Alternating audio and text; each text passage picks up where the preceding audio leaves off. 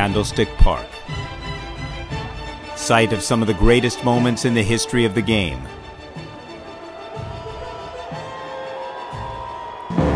On this windswept field on a Monday night in September, the San Francisco 49ers prepared to redeem themselves with a back-breaking defense and resurgent passing game.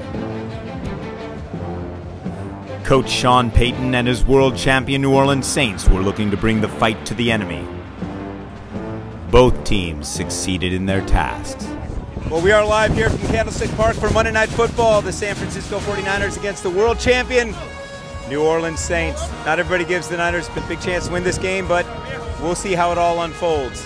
The one thing on which you can count in this crazy game is that when the New Orleans Saints come to town, they bring the freaks with them. One more of these yellow wigs, and I was going to throw a Saints fan over a railing. However, in my sports fan's zeal for double standard, I found this outfit acceptable. This being San Francisco, we refuse to be outdone in the glitz department. Those are male cheerleaders running around with giant sparklers.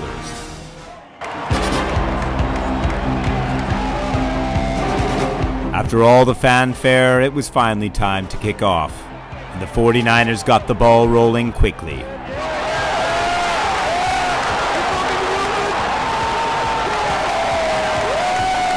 However, after nearly a quarter of bad play calling, sloppy play, and several attempts to hand the game to the Saints on a platter, the Niners found themselves trailing 9-0. All right, well, things aren't going too well for the 49ers right now. I think drastic times call for drastic measures. This is my Super Bowl XIV beanie hat. This is going to be my lucky charm. We'll see if it has any effect. It did. The Niners immediately fought back and got themselves on the board.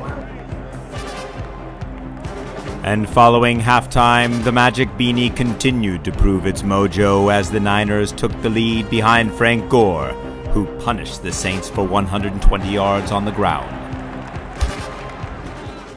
The 49ers just scored a touchdown to take a lead here in the third quarter, and I think it might be my magic hat.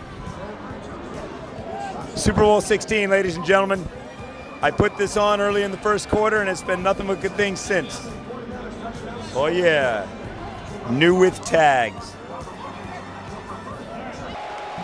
But despite having some of the most nouveau annoying fans in the NFL, the Saints proved their mettle by taking the lead once again. All right, well, the Saints scored another touchdown. It's going back and forth, but I ain't giving up on the Magic Beanie.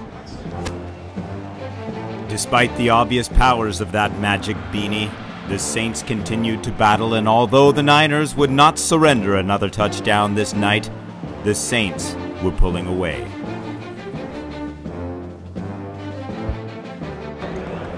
I'm not giving up on the beanie. 70,000 screaming 49er fans agreed, with that Magic Beanie donning the head of one of their own. The 49ers went to work with just over 2 minutes to play in an attempt to tie the score. Behind the leadership of quarterback Alex Smith, the 49ers used a combination of runs and passes to keep the New Orleans Saints defense off balance.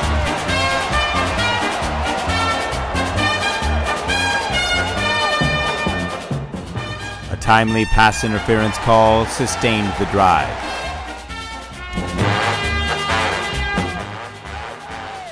Smith showed his ability to run as he kept his team moving forward on the strength of his legs.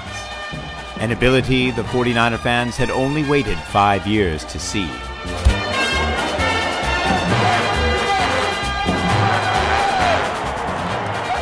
The acknowledgement of the powers of the beanie allowed the 49ers to knock on the door once more, only 8 yards from pulling within 2 points.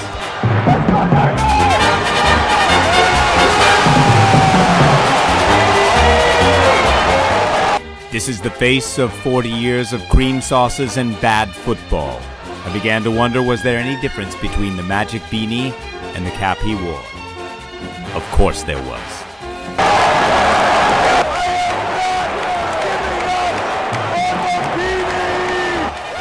But But the 49ers still needed a two-point conversion to complete the comeback.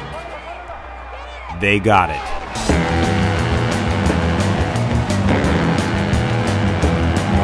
Well, there's a controversy here about whether or not he scored on that extra point.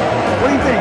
That was a touchdown, man. Absolutely. The crowd was hushed as it hoped the Magic Beanie would bring the gift of reason to the officials. It did.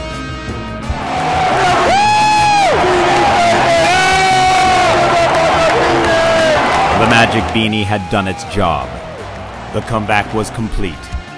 And with only 39 seconds to play, the Saints began a drive to prove to the world they deserved the title of champion.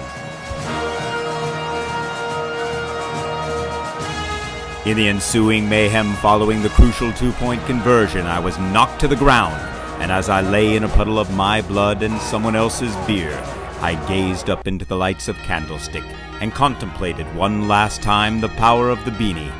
And in that moment, I saw the game end surely how every 49er fan thinks the end should come.